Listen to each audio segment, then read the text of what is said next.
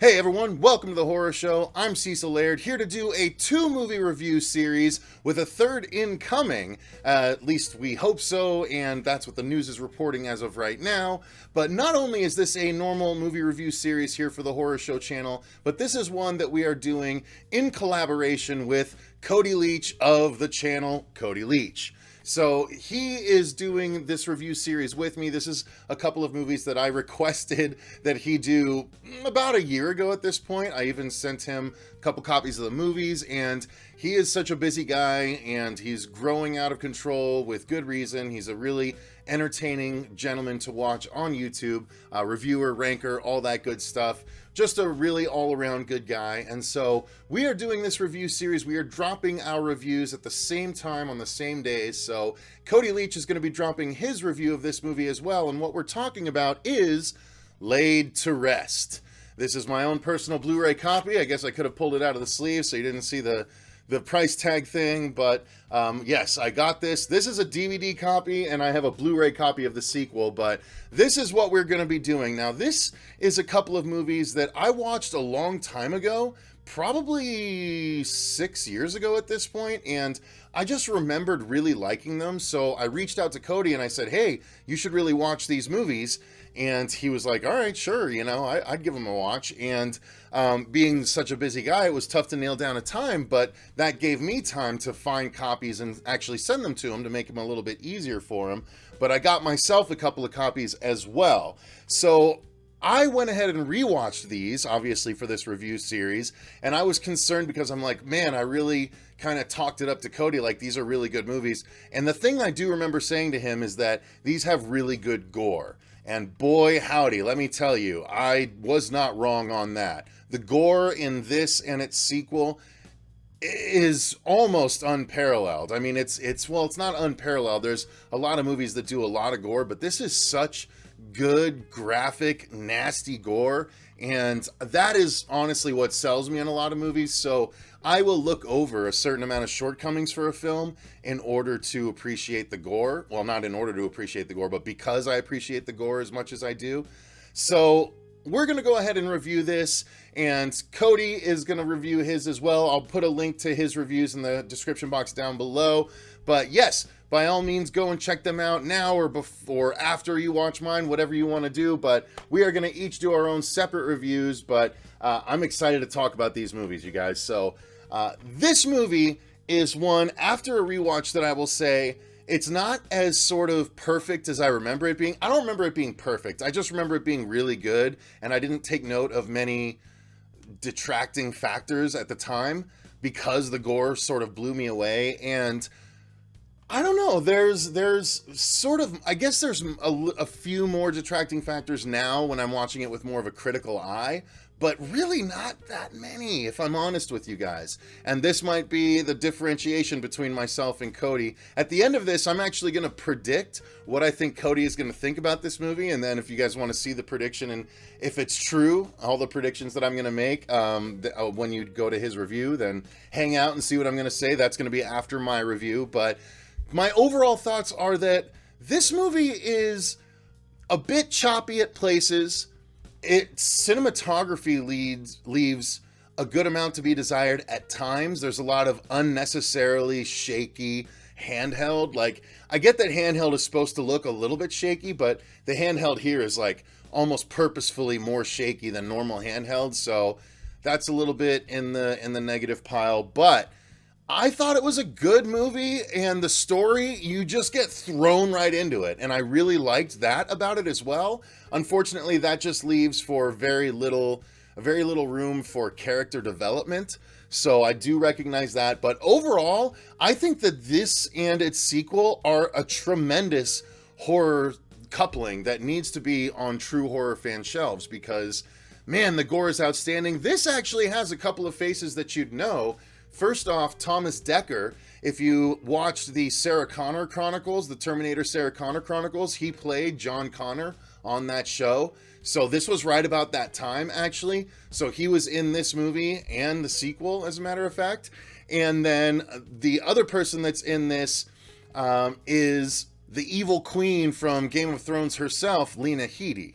So this is a little bit before she was as big as she is now. Maybe it's Lena Headey. I'm not sure. I'm guessing Lena Headey, but I could be completely wrong on that. Nonetheless, she is in this movie and she does a good job. And it's just a really fun, it's almost a Texas Chainsaw level story as far as if I'm going to liken it to any other movies you might know.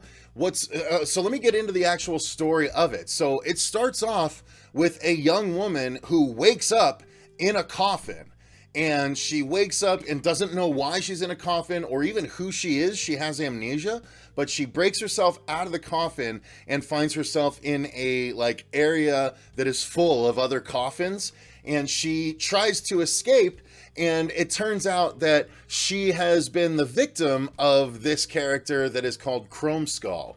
And you see his knives right there, which I have. After I saw these movies, I was so enamored with it that these knives, I had to get my own version of it. It's literally the exact same knife. It's called the shark knife, but it is so awesome and it is aggressive. I mean, look at it. So that's what you need to see. When you go in, it's ripping a whole bunch of stuff out. And so it is an aggressive knife. But that is Chrome Skull's weapon of choice. And so it is just about this young woman on the run from Chrome Skull and all of the people that she encounters as she's on the run. Very much, like I said, when you associate it with another series, I would say Texas Chainsaw, when the one girl has gotten away from the chainsaw house and she's running away and just trying to get people to help everywhere she goes, but things kind of keep going wrong. That's kind of what this movie is.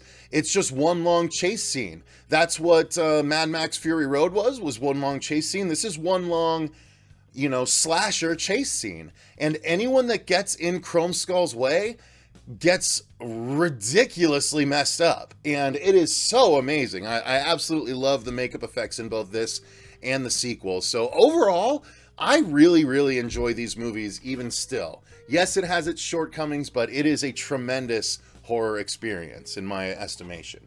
So moving into the story of finishing up the story, let me say before I get into the acting, it's just about this young woman trying to escape from Chrome Skull and the people that she meets along the way and how they try and help her and what happens to them. That is the story. So there's really not much more to say beyond that. Getting into the acting, I thought the main girl was good, appropriately scared. I thought once Thomas Dekker shows up, he is appropriate for his role as well. Chrome Skull is a silent killer. A lot of you Jason or Michael Myers fans might be fans of Chrome Skull, but he's a bit more aggressive than those guys, or at least they show more of what he does than those guys. So I don't know, there's a lot to really like in this, even even acting wise. There's some shortcomings, yes. There's one gentleman that our lead actress comes into contact with that some people might find a little bit of stretch. He's kind of a tougher, almost biker-like guy, and he is really entertaining to me because he emotes and he acts more than you expect a guy playing a character like this to do. So he actually drew me in. So honestly, I kind of like the acting in this movie. For a horror movie that not a lot of people know about, I think it's one of the stronger when it comes to the acting, as a matter of fact. So yeah, acting I'm on board with. Then let's get into I think the biggest thing is the effects, you guys. The effects in this film are fantastic. It is pretty much all CG. Forgive me. Pretty much all practical. Very little CG. Not even the CG enhancements that you see sometimes nowadays to enhance the practical. These practical effects are hardcore.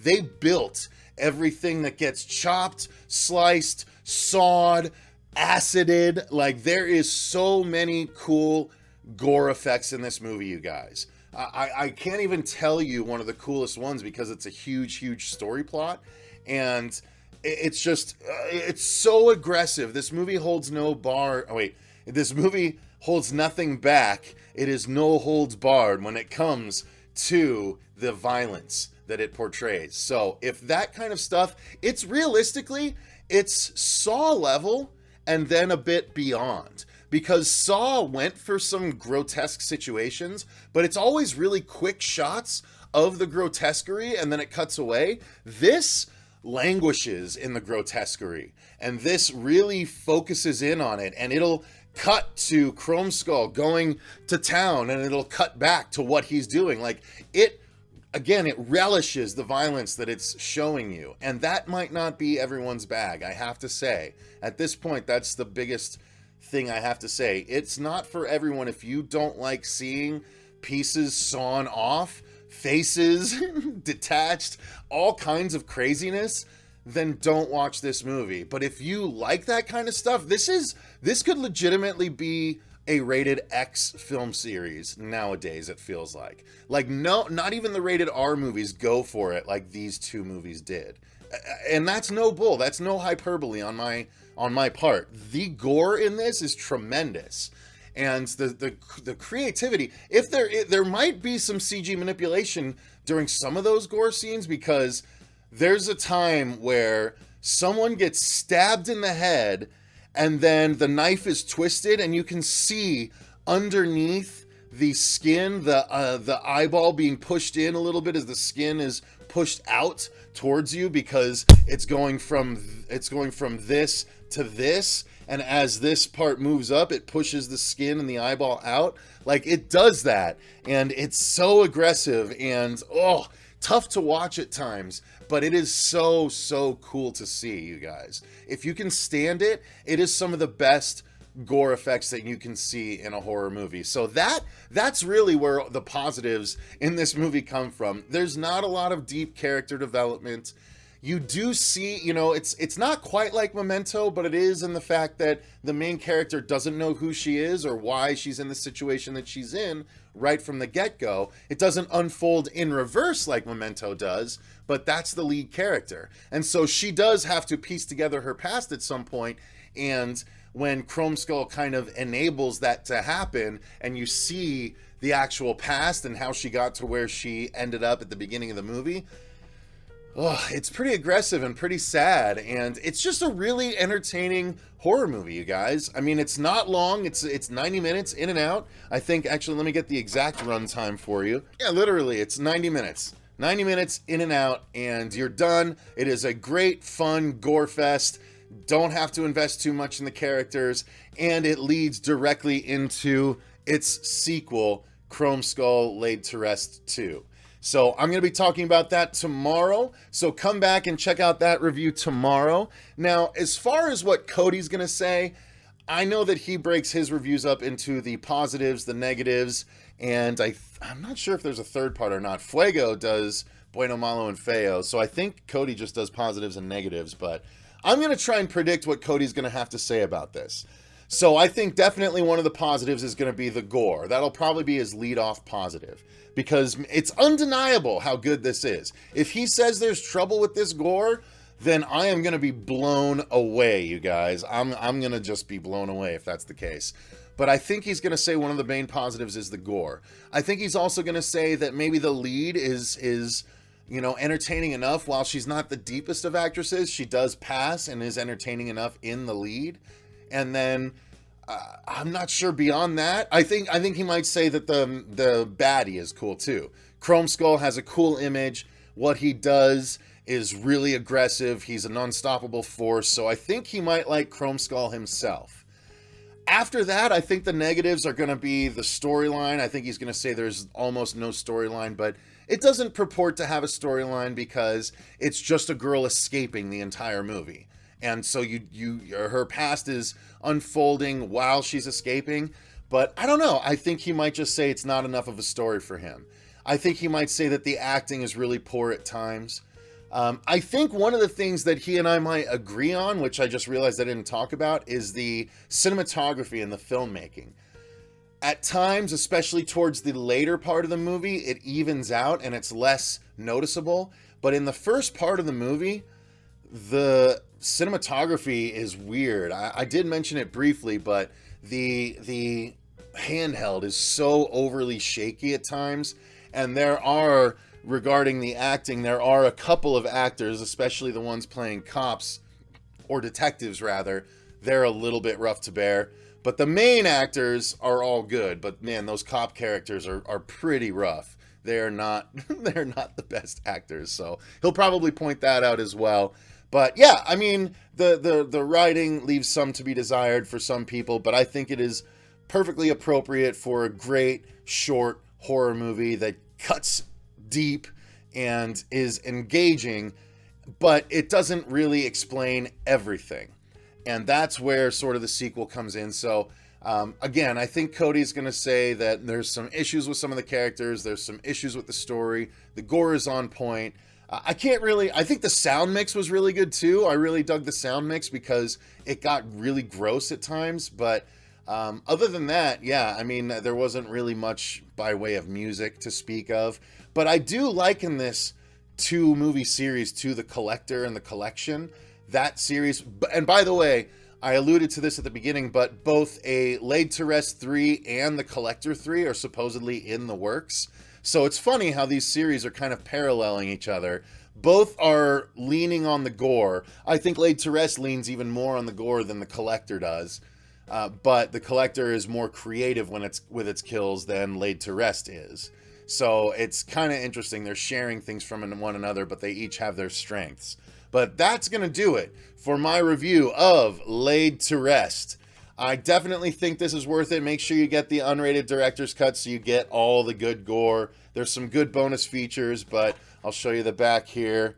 So there's Lena Headey on the back, and then our main character, and then Chrome Skull right in the middle. And that's the thing. It's not very apparent, but he actually records. One of Chrome Skull's MO is that he records all of his crimes and all of his kills and sends the little mini DV tapes to the police. So that's one of his things. That's why I have a camera in the thumbnail, because that is one of the things that Chrome Skull does. So it is a really fun movie, you guys, and that's actually has to do with how she finds out what happened to her. So check it out. I think it's very much worth your time. Also, make sure you click the link in the description box down below to check out Cody Leach and his review of this. If you guys didn't know, we are currently raising funds on Indiegogo to make Dylan's New Nightmare. It is a fan film sequel to Wes Craven's New Nightmare, and we are making it with Womp Stomp Films' Vincent DeSanti, as well as Renee Rivas, who shot The Spirit of Haddonfield,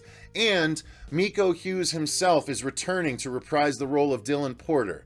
So we're about halfway through the campaign right now, and we could really use the help. We want to make sure this Freddy fan film has the funding to be as good a Freddy fan film as it possibly can be. So that link is in the description box down below as well. Thank you guys very much for watching. Until next time, I've been Cecil Laird. That other guy is Cody Leach. And remember, stay scared.